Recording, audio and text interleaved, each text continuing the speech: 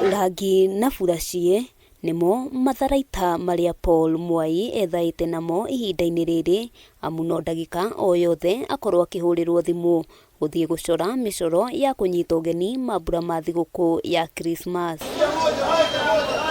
Mwai uria uthiururukaga agicora micoro ino na runake arauga ambite gutirika mawira maria mangi akoragwo akiruta ambe arogote ici cia kimera gia thiguku.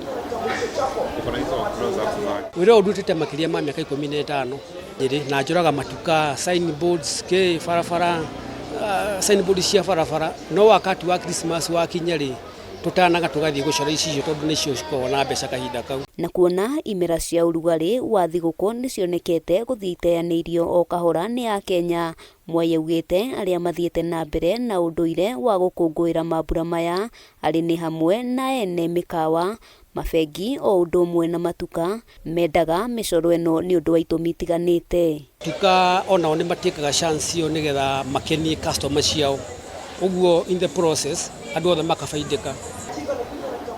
Ni wira ugite utumite mahote kuriunga kona itiganite cia bururi na to uguo tu makahota gutwarithia miturire yao na njira iria yagiriire. Nira hotete gukorwo unyitite nginya ciana ciakwa ni hotete gucithomithia na wira uyu koguo ti wira muruhare nie. Ukiri uguo ni oritie mundu uri na kiheo kia ucuri kumenya mahinda ma gukihuthira amu iyo noyo njira mangihota kwiguna na taranda ciao. Mundu mwega tondu ona andu ingi nonaga magiuka kuhururwo nginya mbica hau.